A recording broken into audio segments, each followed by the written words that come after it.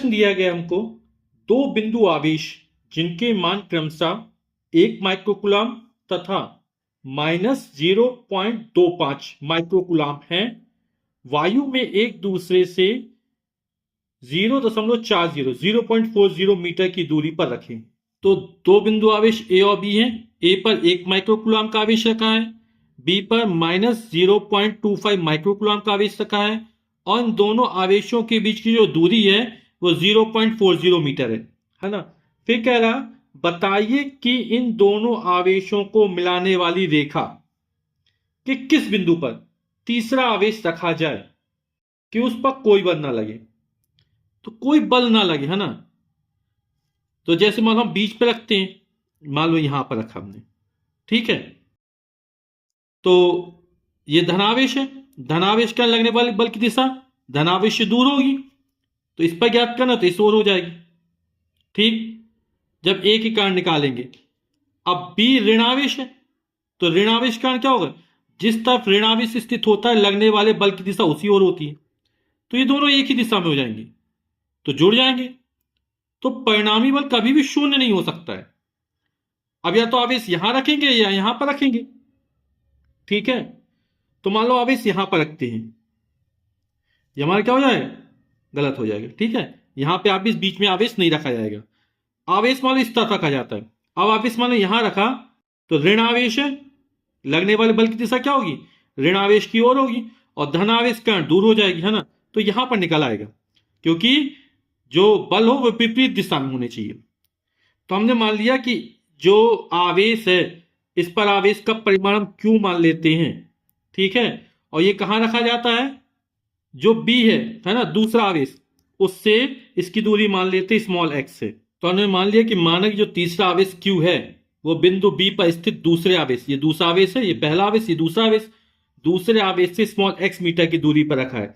यानी बी से सी के बीच की जो दूरी है बी सी, वो कितनी है, स्मॉल एक्स मीटर हमने मान ली है, ठीक है।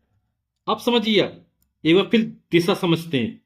एक पर धनावेश है और सी पर निकालना है, तो ए के कारण सी पर लगने वाला जो बल होगा, ये धनावेश है, धनावेश से दूर, और इस रेखा में होगा सी पर निकालना है, तो इससे दूर हो जाएगा, ये हो जाएगा ए के कारण सी पर लगने वाला बल, ये हो जाएगा एफ ए सी, ठीक।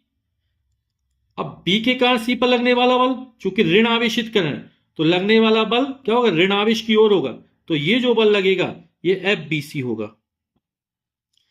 बिंदु सी पर देखेंगे तो ये बल इस दिशा में लगा, ये बल इस दिशा में, यदि दोनों के परिमाण बराबर हो जाए तो सी पर लगने वाला परिणामी बल शून्य हो जाएगा। तो हम क्या करेंगे, एफ ए सी का मान एफ बी सी के मान के बराबर कर देंगे। यानी बिंदु सी पर ए के कारण सी पर लगने वाला बल और बी के कारण सी पर लगने वाला बल दोनों कैसे हो, बराबर हो जाए, और दिशा कैसी हो, विपरीत हो। तो तीसरे आवेश पर कोई बल नहीं लगेगा जब एफ यानी ए के कारण सी पर लगने वाला बल और एफ बी के कारण सी पर लगने वाला बल दोनों के परिमाण कैसे बराबर हो जाएंगे, दिशा विपरीत है ही, ठीक है। तो इन दोनों को बराबर कर देते हैं। ए के कारण सी पर लगने वाला बल कूलाम के नियम से ज्ञात करेंगे, तो हो जाएगा 1/4 pi epsilon 0 Q A Q C, और ए से सी के बीच की दूरी ए सी का वर्ग, है ना।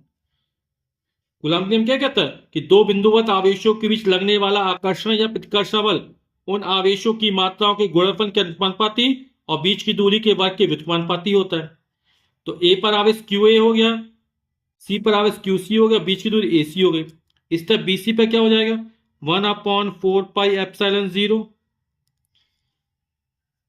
Q B Q C, B पर आवेश सी पर, बीच की दूरी क्या हो जाएगी, बी से सी बी सी का स्क्वायर, आर का स्क्वायर आता तो बी सी का square, 1/4 pi epsilon 0, 1/4 pi epsilon 0 cut जाएगा, मान रख देते बाकी। क्यू ए का मान 1 माइक्रोकुलाम है ना, और आप जानते 1 माइक्रोकुलाम बराबर होता 10 की घात -6, तो हो जाएगा 1 × 10 की घात -6। माइक्रोकुलाम किस में चेंज, कुलाम में चेंज कर लिया।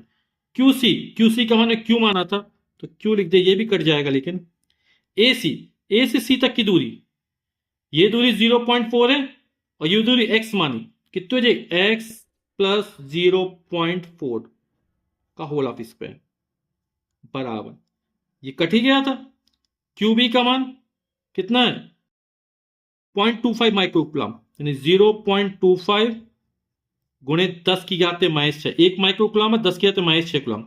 QC हमने इसको आवेश को Q माना था, और B से C के बीच की दूरी हमने x मानी थी, तो ये x का स्क्वायर हो जाएगा। Q से Q कट गया, कैंसिल हो गया, 10 की घात -6 से 10 की घात -6 कैंसिल हो जाएगा, तो यहां से बचेगा 1 बटे x प्लस 0.4 का होल ऑफ स्क्वायर, यहां से बचेगा ये पूरा चला 0.25 अपॉन एक्स स्क्वायर। अब हमें x का मान निकालना है ना, दोनों पक्षों का वर्गमूल निकाल लेते हैं, एक का वर्गमूल 1, इसका जब वर्गमूल देंगे तो ये वर्ग हट जाएगा, तो बचेगा x प्लस 0.4, 0.5 इंटू 0.5 0.25 होता है, तो एक निकाल लेंगे तो बचेगा 0.5, एक्स स्क्वायर का वर्गमूल x हो जाएगा। अब क्रॉस मल्टीप्लाई कर देंगे तो x एकम x बराबर हो जाएगा 0.5x 5 20, 2 अंक बाद दशमलव लग जाएगा, इस वाले x का पक्षांतर कर देंगे तो x माइनस 0.5x बराबर 0.2, ये x यानी x गुणा 1 मान सकते हैं ना, तो 1 में 0.5 जाए 0.5 बचेगा, यानी 0.5x बराबर 0.2। x का मान निकालना है तो ये संख्या बटे में 0.2 बटे 0.5, एक अंक पर दशमलव कट जाएगा तो बचेगा 2/5, 5 चौक 20, 0.4 मीटर।